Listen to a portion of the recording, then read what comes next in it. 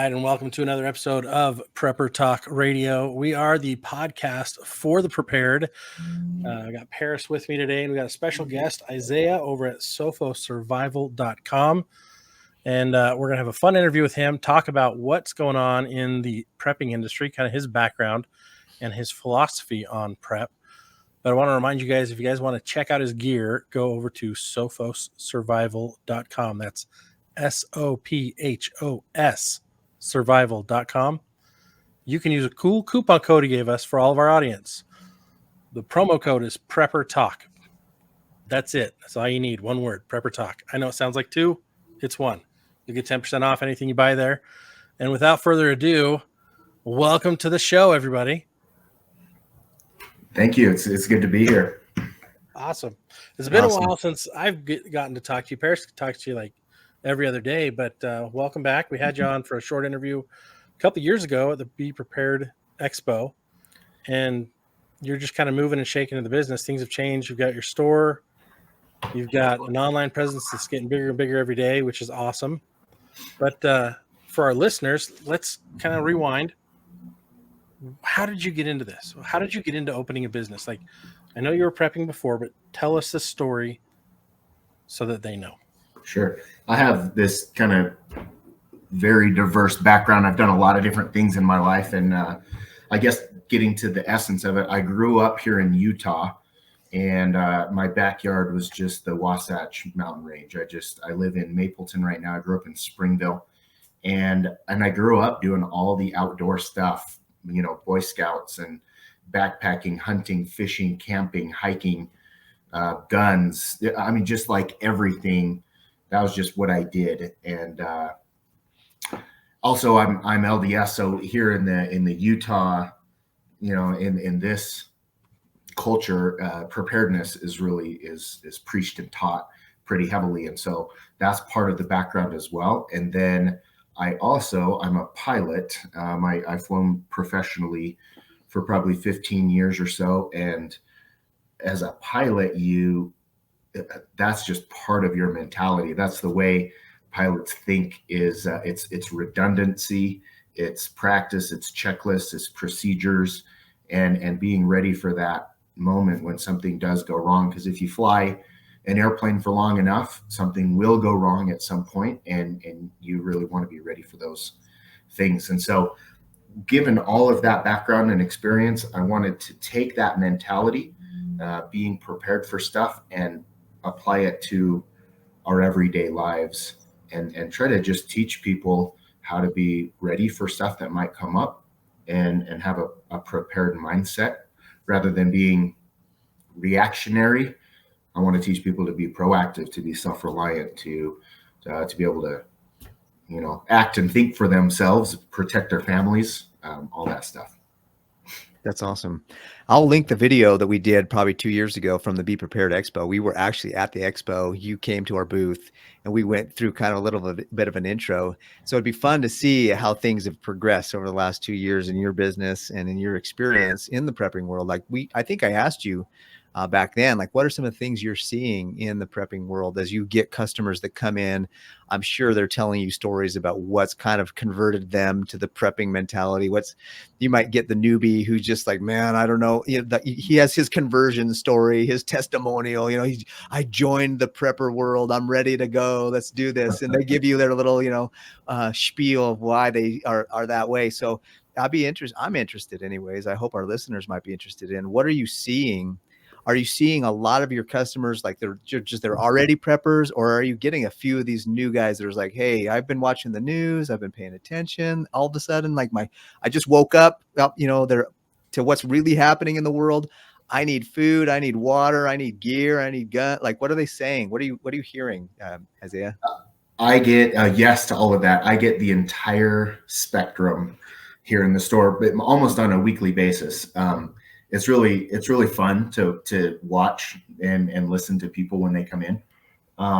Yeah, we get anything from the newbie. I was just introduced to prepping the other day, or something happened to me, or I saw some video on YouTube and it piqued my interest, and I dove down the rabbit hole, and I'm intrigued, and here I am. I know I need to be prepared. Tell me all the stuff.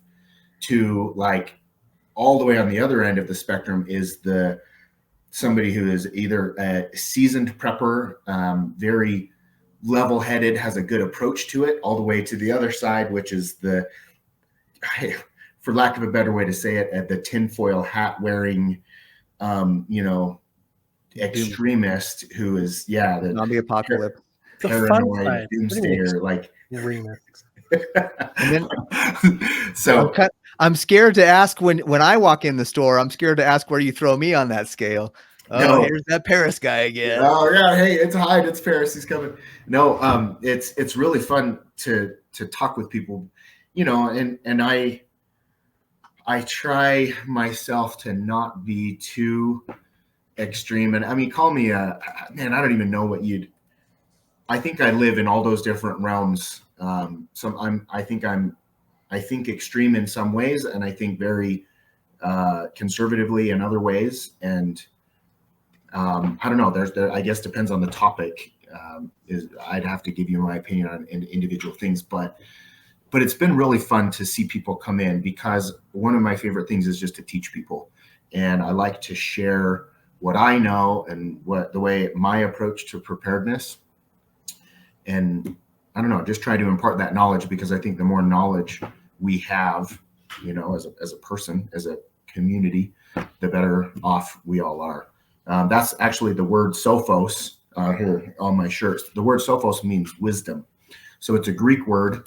And I chose that to put in the name of the business, because I feel like preparedness includes a lot of things. There's the gear and the supplies and, the skill sets, all that stuff is important, but there is knowledge and wisdom, training, practice, all that stuff is the other side of the equation. And without both of those things, I think you're, or I guess I should say put all of those things together will help you be more prepared. That's awesome. Amen. Well, let's jump a little further forward, because you're doing some cool things with the site. You also have a little bigger advantage than we do, because you see the sales, you see all the stuff going on. Do you feel like things are shifting? Like what are the things that you're seeing? What are the things that maybe you might be surprised about? Yeah. I will tell you, and maybe this is getting too far into the business side of things than you might want to dive into, but it's been a really wild ride in this business, in this industry. So I started the business back in 2016 is when I officially formed the LLC, and it was a work from home, out of my basement type of thing. I was working other jobs. I was flying. I was a pilot, and I was also running my dad's business. I was kind of doing a lot of different things during those few years from 2016 to 2020. January 1st, 2020, I quit my other jobs and made that my first day of doing Sophos Survival full time. Oh, wow. And I was still working from home, but that was it. It was like all the eggs in that basket. February 2020 is when COVID started to unravel, and it just started shutting businesses down, and all the stuff started happening, and I was like, oh man, this is interesting timing. So while all these other businesses are shutting down, I'm like, hey, I've always wanted to open up a shop. Let's do it. Let's dive in. I found a building here on Main Street in Spanish Fork. I signed a lease, and we opened in April of 2020. And it was kind of off to the races at that point. COVID was really interesting. It created this launch pad springboard for the industry, for me as a business. I couldn't keep up in a lot of ways. Like it created this insane demand for all of the preparedness stuff. You guys know this, but like, I don't know, it started off with just some of the basic stuff. When grocery stores started shutting down and everything, all of a sudden everyone wanted, I call it the great toilet paper shortage of 2020, but everybody wanted all the baking supplies and all the food stuff, and you couldn't get it in the grocery stores. It was just instantly empty. So I was like, well, I'm gonna contact Cisco, which is the company that supplies all the restaurants and stuff around here. I'm gonna open up an account with them, and I'll get flour and yeast and wheat and rice and all the stuff that people wanted. And was actually having it delivered by the truckload to my driveway, and people would come. I felt like it was like this back door speakeasy kind of a supply shop out of my garage, you know. A speakeasy prepping store. Yeah, it was so funny. But then that like developed into, as things started to kind of open up again, you know, we started opening up accounts with water tank companies and Harvest Right. They do freeze dryers, and, you know, food storage companies. We started selling a lot of the outdoor gear. Outdoor stuff became really popular during COVID because everyone's like, you know, trying to get outdoors and social distance from each other. So it was that's kind of the way the store developed. It was all my favorite stuff. I'm really outdoorsy, so I wanted it to be kind of an REI Sportsman's Warehouse mix with emergency essentials kind of a feel. And so all of those things, just the demand grew and grew until it was like the end of 2022. Things just kind of peaked and started tapering off. And we can get into this, but I call it the slumber. The slumber kind of started happening where COVID tapers off. You've also got interest rates and inflation climbing. And so where those two things can, you know, converge, sales and demand for a lot of the preparedness stuff has really dropped off, and my sales kind of plummeted at the end of 22. So, and I've been trying to adjust the whole time. In fact, ever since I opened the store, I've been trying to adjust to the demand and then also adjust to the slowdown. And so it's been really interesting, but I would say some of the hot topics, a lot of the most popular products are food storage, water storage, 72-hour kit type stuff. I call it 96-hour kit. There's also, you know, call it a bug out bag, get home bag, SHTF bag, whatever you want to call it. All of the those kits, whether it's pre-built or not, or whether you want to just build your own, all of those items have been really popular. First aid, we've done a lot of first aid. You have a great list of what to put in a 96-hour bag. That's, when I compare it, it's similar to the one that we have on our website for people to download. And so I just appreciate that other professionals like you, so to speak, are realizing that it's, you know, Scott's been preaching it for a long time. He's got me converted. And it's nice to hear the confirmation that that's really where we need to be at 96 hours at least. Well, and that's like, that's a minimum. Like, that's the intro, like, launch pad starting point. Like, I remember my first bug out bag or get home bag, any bag that I bought a kit, and I quickly realized this is garbage. There were some really cool pieces in there, and there was a lot of pieces in there. And the first thing I did is I expanded it, 96 hours minimum. And I did that because I was seeing so much data saying you need more time.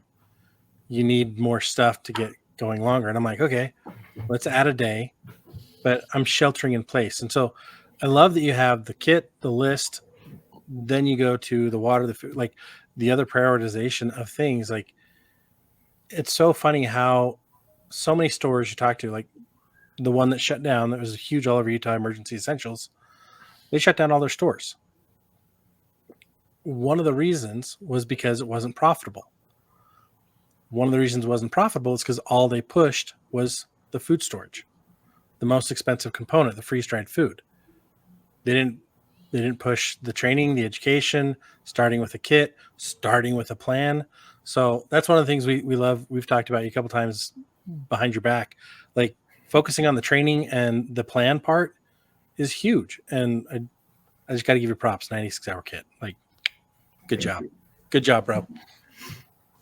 Well, and 96-hour kits are, in fact, by the way, that is the thing. If someone comes in and asks me, hey, what is the very first thing I should have? A lot of people expect me to say, hey, you need a year's supply of food storage, or you need this, 500-gallon water tank or whatever. 96-hour kit is my answer. And it's because that will prepare you for at least a lot of different scenarios all in one bag. And that's the first thing you should have. And so, but yes, I agree with you. It's a starter. It's a starter pack. Any kit that you buy. I mean, I have one that I call it our Timpanogos Pro kit. It's $350. It's got tons of really, really awesome stuff. but it's still kind of just the start. You want to take that kit and you want to customize it. There's going to be things you're going to want to add, other things that you need to put in there for yourself. Every 96-hour kit is a very individual kit. Yours is going to be different than yours, and it's going to be different than mine. It depends on where we live. It depends on our skill sets and what we're comfortable with, all of that stuff. Awesome. Legit. Another question I have is, I mean, it's one thing to be a prepper and be excited. It's another thing to open a whole store, bro. Like, you got to kind of be a little crazy to be willing to go that direction and do a whole store. Like, what got you, pushed you over? Like, you know what? I want to do a store. Yeah. And are you looking back now? Are you like, man, that was the best decision of my life? I'm still gung ho, or I'm like, what in the heck was I thinking? Like, where are you now? 100% to both of those. In some ways, I'm like, what in the heck did I do? Why did I do this? There is, to be totally honest, business ownership and entrepreneurship is extremely fun. It's exciting. It's extremely demanding. It can be extremely frustrating. It can be extremely expensive. And all of the above. I have days where I'm up here on cloud nine and I am just loving life. Best decision I ever made. And I have days that I just would rather light the building on fire and be done with it, you know? And so, and sometimes I have those fluctuations hourly. It's the wildest thing. It's funny, but I will tell you, one, a lot of it came from a passion. So it was just all this, I just love all the stuff. I'm a gear guy, and I wanted to share the things that I love and use and trust myself. But also, and to be totally transparent, I was like, hey, what kind of business can I create that I can get all of my gear and all of my supplies and do all of this stuff that I ever want to do and write it off and get it for less?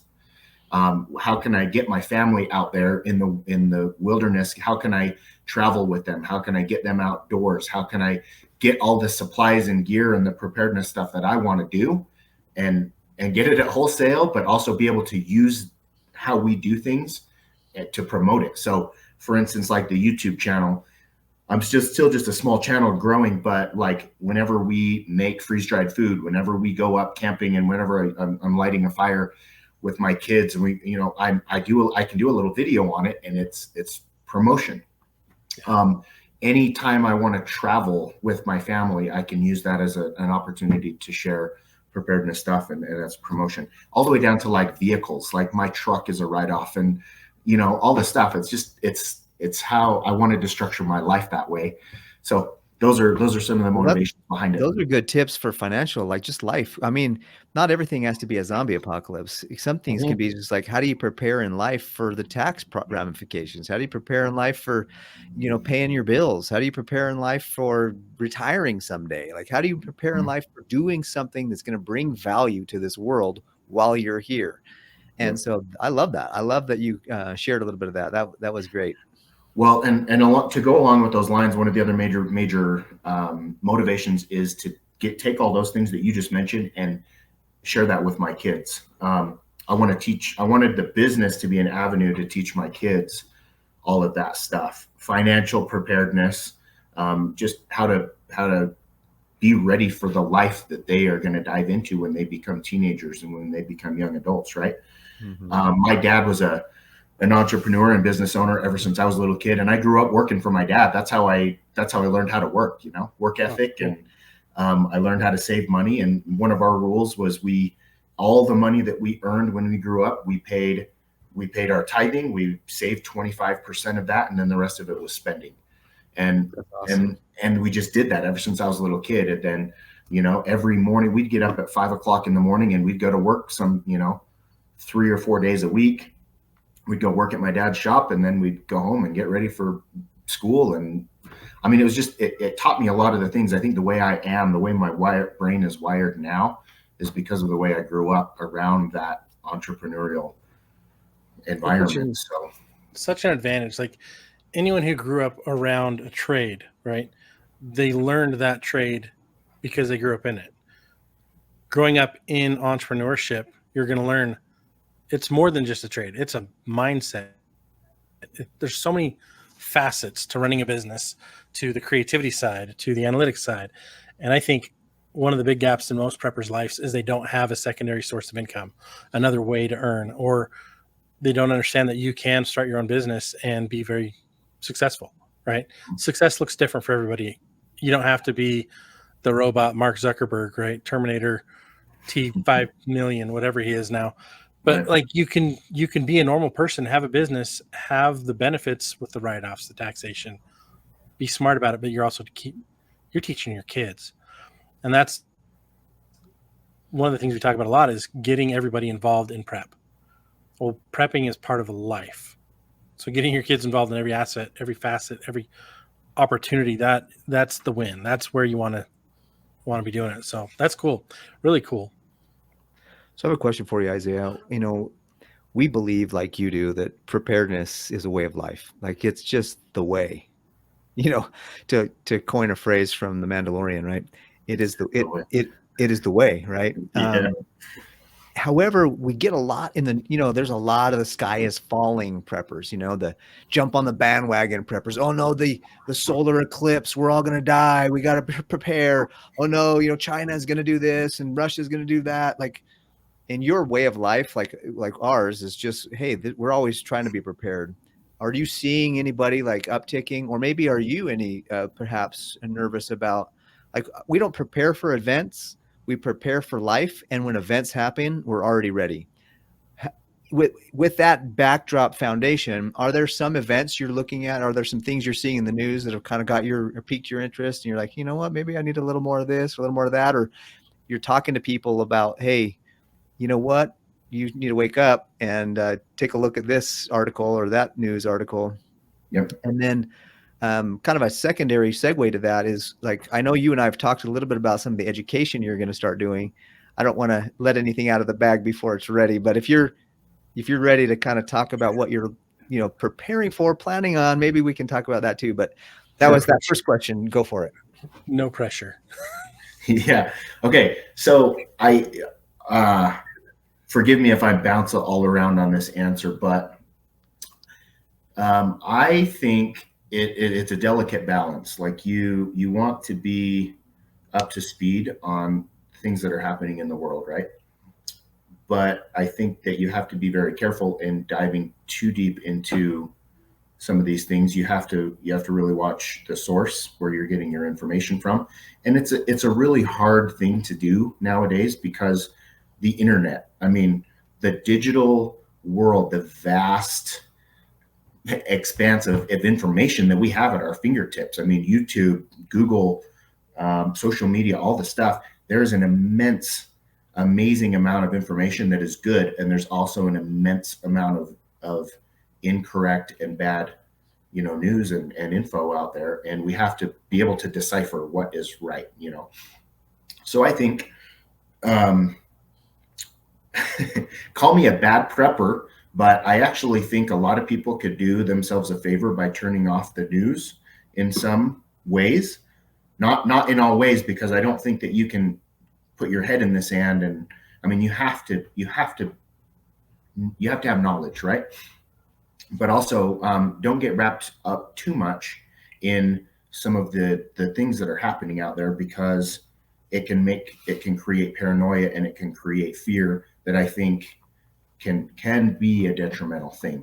So I think a healthy amount of a small dose or a healthy amount of fear is a good thing, but it's easy to get too far. For that reason, I hate companies that, and even some influencers that they use fear tactics and fear mongering, and they prey on people that will react to that, and it drives me nuts. However, it's an effective marketing strategy. So I kind of ride this balance. Like, I'll be honest with you, I hate social media. That's why I have a hard time posting, like building my channels the way that I would like to build them, because I see a lot of problems with social media, but also it's a very effective way to communicate with people. So it's to answer your question, it's really tough. I don't know if I'm just kind of rambling here. Keep me back on track. What do you? So Go ahead, Scott. I was just going to say the fine line between fear mongering and motivation, right? Getting them motivated to take action. Yeah. But yeah, it's funny because I see so many on social media that are all they're doing is pushing products or pushing fear. And it's like, where's the knowledge? Where's the skill? Where's the full plan? Right? Mhm. Solve the whole problem. Don't just sell me something because I should be scared of the light. You know, the light's gone out, have to buy one product. Oh, the orange man's not in the office, so everyone needs to be panicking all the time. Pandemonium, there's a serious threat going on. And it's funny because those of you listening to this, we just had an episode where we talked about threat levels and what's going on. We don't do that for pandemonium. We do that for awareness, to condense the news so that you're not chasing after all the different stories to find out what do I need to really be worried about. Instead, it's okay, now I know what I need to know and I can move on. Yeah, we like to take time to look at the problems, but then provide a solution. Like, hey, is there a problem over there? Yeah, but don't worry about it so much because we can overcome it. Like, there's ways around it. There's there's just ways. The solution is always there with every problem. And so I just I was just curious about people that come into your store, if they're like, I just heard the eclipse, I want to buy everything you have, or I just heard about the China is invading, I want the Russians are doing oh my gosh, did you hear what happened in, the border crisis with all these people coming over? Like, our governor just whatever, like, I need to buy, like, are you hearing any of that? Or is that kind of like, yeah? Totally. I get that all the time. In fact, just the other day, I had a friend of mine come in, and it was actually the eclipse. She had read an article, and I don't know what article it was, but it totally freaked her out to panic mode. She's like, oh my gosh, we're gonna, all the electronics in the whole world are gonna get fried, and we're gonna, we're not gonna be able to have clean water, and we're all gonna, 80% of the world's population is gonna be dead within the first 6 months, and everything's gonna shut down. I mean, she was like going off, and I'm like, wow, like, hold on, like, let's take it back to here, and let's talk about let's talk about the basics of preparedness, and let's start there. But yeah, I mean, I think people are, and we all do this to a certain extent. We're reactionary. Like, when something happens, we read an article or some story comes out, or something happens in the world, real event, it gets our minds working, right? Like, oh my gosh, like, what are the ramifications of this? So yes, naturally, when a big event happens in the world, in fact, like, you would see, take a couple, for example, do you guys remember the train? There was a couple of trains that got derailed out in like Ohio, and yeah. That caused a huge spur in water tank sales. People came and they realized, oh my gosh, we have these major railways going through our backyards here in Utah, and this could happen here. And so a lot of people came in and bought water tanks and food storage and survival kits and bug out type stuff because of that. Same with any conflict that happens in the world. When all the Ukraine stuff was happening, that spurred, that was another wave of stuff. But I try, when that happens, I try to take people and it might be the wrong way to say it, but talk people off the edge. When people are really worked up and frantic or panicked about stuff, it's like, hey, there are some real threats out there, and yes, there's some things to be worried about, but really, like, let's talk about the things that are likely to happen here, and where you can start on a small scale and work your way up to being prepared for a large scale thing. Oh, go ahead. I was just going to say, one thing I see is that a lot of times people will jump on the bandwagon and they'll ride it for a couple of weeks or months and nothing really happens. And they're like, oh, that was worthless. And so, we've seen people sell their food stores. They'll buy a year's supply, and then, 6 months later, nothing happened, and they sell it on Facebook Marketplace. I'm like, no, dude, yeah. You were a groupie. Like, actually be prepared, stay prepared, get in, and don't get out. Like, so are you helping people understand that mentality too, a little bit? Totally. Yeah. I talk about it a lot. It's called normalcy bias. If you guys are familiar with that term, I mean, it's easy to fall into, but when something happens or doesn't happen, I guess I should say, where COVID was weird because it changed the landscape of the way a lot of things happen, a lot of the way people think. But if something doesn't happen, you know it's a possibility, but it doesn't happen to you in your life, you tend to think that it's just not a threat anymore, and so you just kind of shelf it, or you put it on the side. Or if you were prepared, like you said, someone comes in and buys a freeze dryer or buys a year's worth of food storage or water tanks or whatever, then nothing happens for a while. It's like, oh, like, it's not going to happen to me. It's okay. And it's a very real thing. So like that's why I try to create all this education. I have a ton of free guides and free information on my website. And I think that's a big part of it, is just trying to educate people, keep people engaged, keep people every month. We'll talk about that 12-month plan. Every month, focus on another topic, focus on that, get the stuff done. And then the next month you have a new focus. And then you go through the whole year that way. And then you're not done. You focus on the things that you might've missed during the year. And then you start over and revisit all of those things that we did the previous year. Maybe you have a little more work to do on your food storage, or you want to expand your communications abilities. You want to, revamp your 72, 96-hour kits. So I try to keep people engaged and active, and not just do it for a little while and then forget about it. Good idea. Yeah, it's funny how many people are in the buying pocket right now in the world of prep. I can't remember who shared this with us, but it was like 29% of the population in the United States. Oh, Jace Medical shared this.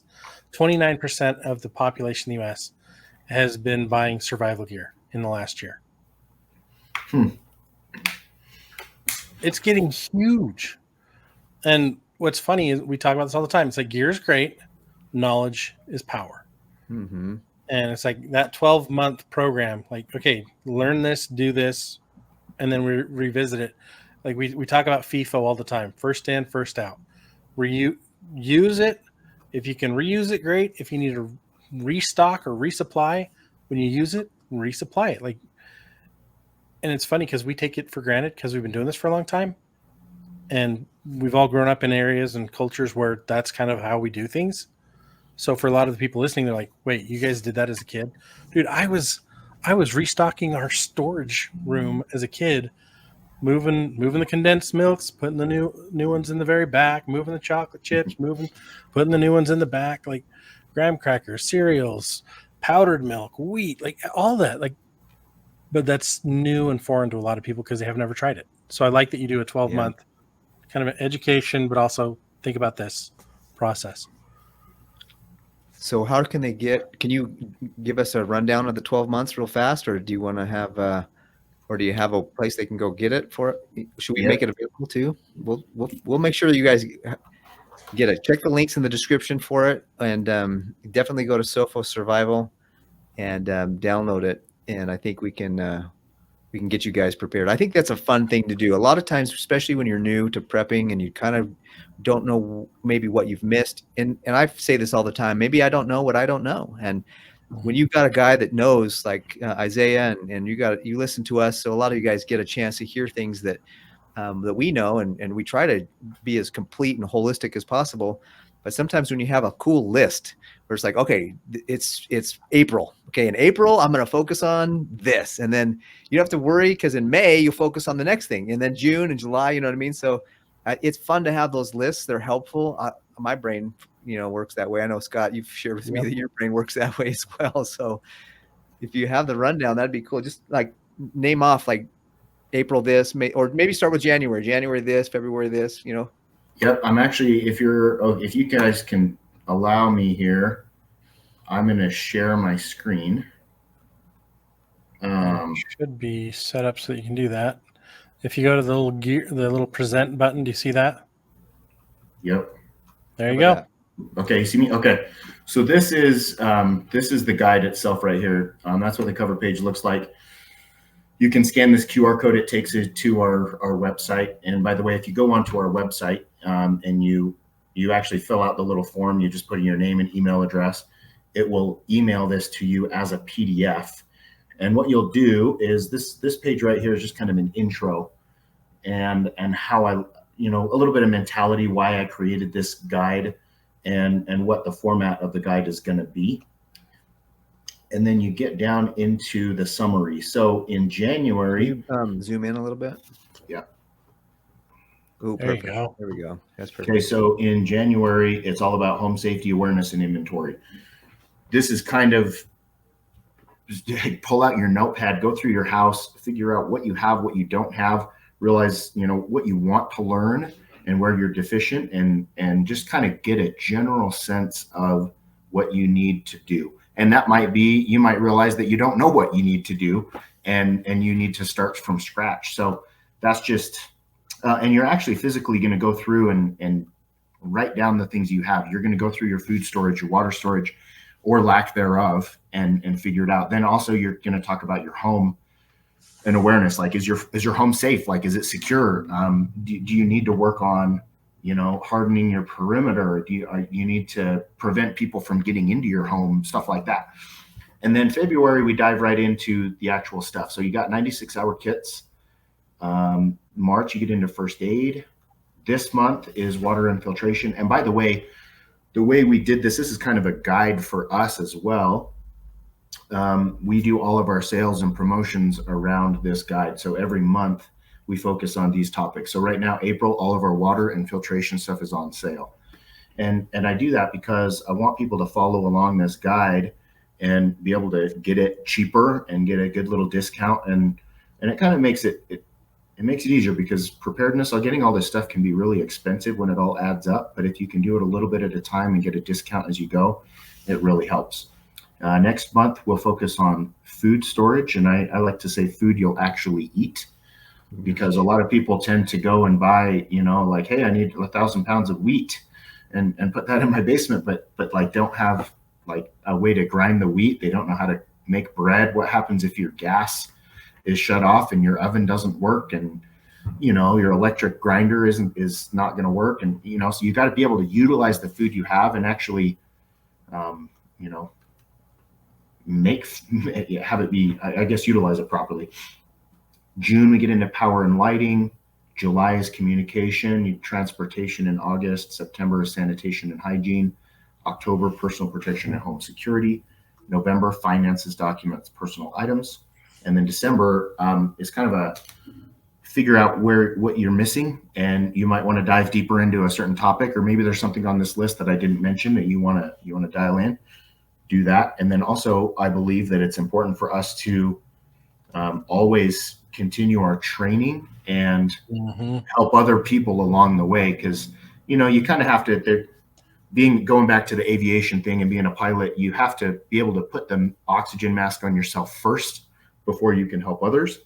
But you don't have to wait until you're totally, ready and completely done with everything before you can start bringing people along the journey with you.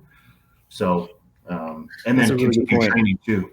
Continue training as a pilot. You practice your, it's all about ongoing, recurrent continuing training. Education, certification, recertification.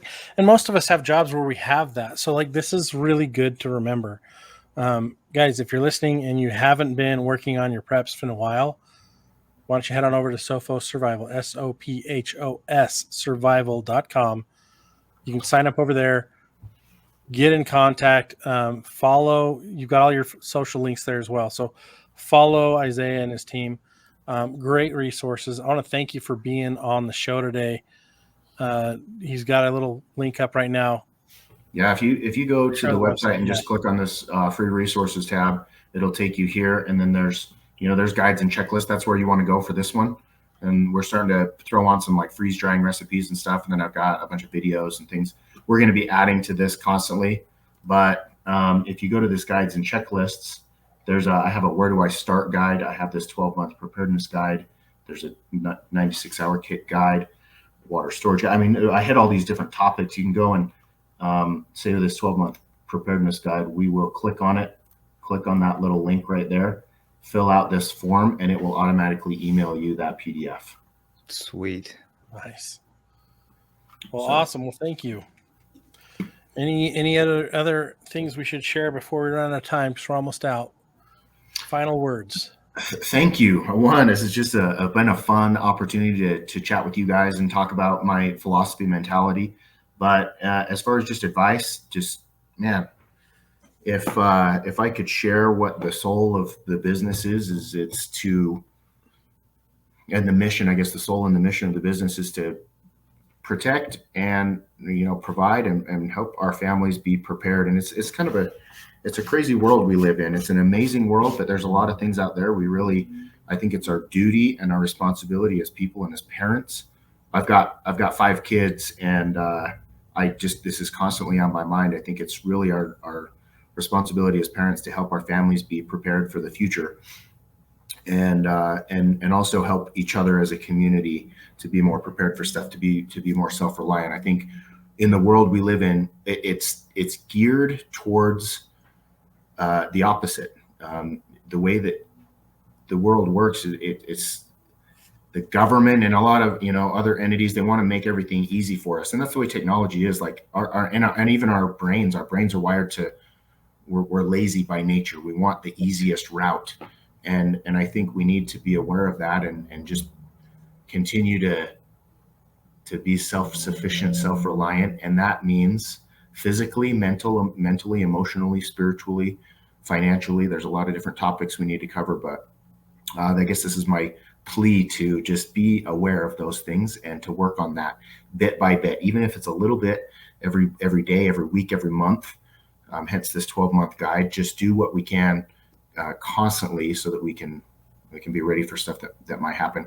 And really that thing that might happen might be a small thing. It might be, you're the first on the scene of a car accident, or you need to help somebody out with something. You're out to dinner and somebody's chokes on something, you need to help them out, all the way up to the major catastrophic events like a natural disaster or the zombie apocalypse.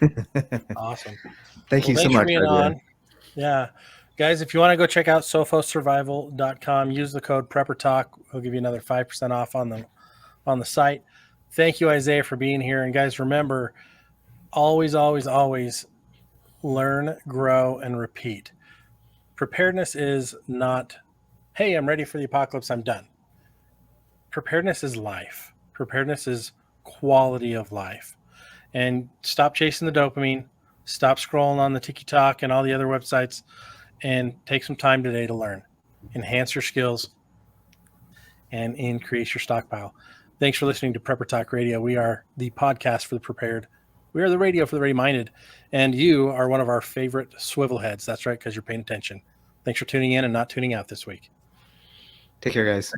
Thanks, guys.